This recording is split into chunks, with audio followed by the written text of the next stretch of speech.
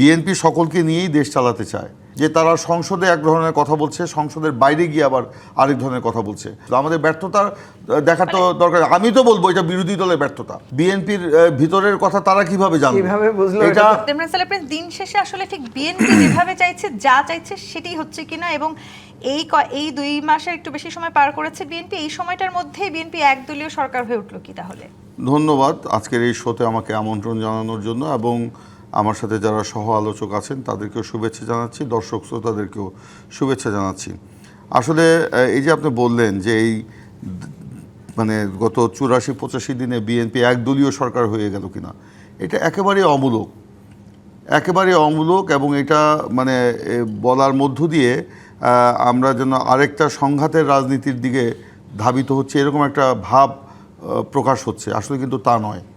BNP সকলকে নিয়েই দেশ চালাতে চায়, এবং দেখেন জুলাই সনদের এই বাস্তবায়নের লক্ষ্যে সংবিধান সংশোধনের জন্য সরকার ও মানে সংসদীয় প্রক্রিয়ার মধ্য দিয়ে বিরোধী দল সহ বিএনপি একটি সর্বদলীয় কমিটি গঠনের প্রস্তাব করেছিল।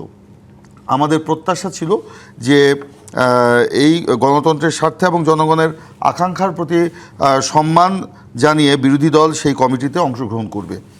ঈদ আসবে, সাথে ক্যাশব্যাকও আসবে। নিজের বা প্রিয়জনের জন্য কেনাকাটায় এবারও নগদ পেমেন্টে পাচ্ছেন দারুণ ক্যাশব্যাক। তাই যাই কিনুন, পেমেন্ট করুন নগদে। কিন্তু জামায়াত এবং এনসিপি সেই প্রস্তাব নাকি প্রত্যাখ্যান করেছে। যদি তাই হয়ে থাকে সেটা হবে অত্যন্ত দুঃখজনক। আমরা বিরোধী দল, বিশেষ করে জামায়াত এবং এনসিপি সহ অন্যদেরকে আমরা বলবো যে জাতীয় আকাঙ্ক্ষা জুলাই সনদের প্রতি সম্মান জানিয়ে এই কমিটিতে আপনারা অংশগ্রহণ করুন, এবং সেই অংশগ্রহণের মধ্য দিয়ে আলোচনা আরও সমৃদ্ধ হবে এবং জাতীয় ঐক্যমত্যের ভিত্তি আরও সুদৃঢ় হবে। কিন্তু আপনারা যাদেরকে এই আহ্বান করছেন তারা বলেছেন যে এই সংসদীয় কমিটির কোনো কার্যকারিতা তারা দেখতে পাচ্ছেন না। দেখুন, এখন কমিটির গঠন না হওয়ার আগেই যদি এই কমিটির কার্যকারিতা না দেখতে পায় তাহলে তো আমাদের বলার কিছু নেই। এটা তো তাদের দুরভিসন্ধি রাজনীতির বহিঃপ্রকাশ, এবং আমরা দেখছি যে তারা সংসদে এক ধরনের কথা বলছে, সংসদের বাইরে গিয়ে আবার আরেক ধরনের কথা বলছে। আপনি জানেন যে সংসদের অধিবেশনের শেষ দিনে যখন এই প্রস্তাবটা আবার বলা হলো, তখন বিরোধী দলীয় নেতা তিনি দাঁড়িয়ে বলেছিলেন যে আমরা এই মুহূর্তে আমরা নাম দিতে পারছি না, তবে এটা আমরা পরে জানাবো।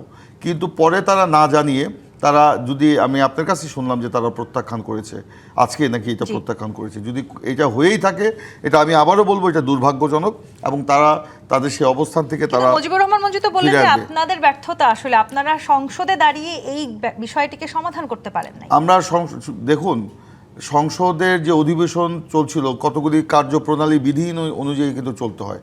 প্রথম যে অধিবেশনে সেখানে রাষ্ট্রপতির ভাষণের উপর আলোচনা, প্রায় 119টি আপনার অধ্যাদেশকে আইনে পরিণত করা, আপনার প্রায় 94টি আইনে পরিণত হয়েছে, এবং অন্যান্য যে বিতর্ক সেগুলো কী বলে এটার নাম, জ্বালানি সংকট বা জ্বালানির সংকটের কারণে আপনার যে জটিলতাগুলো সৃষ্টি হয়েছে, এগুলি নানান বিষয় নিয়ে আলোচনা হয়েছে।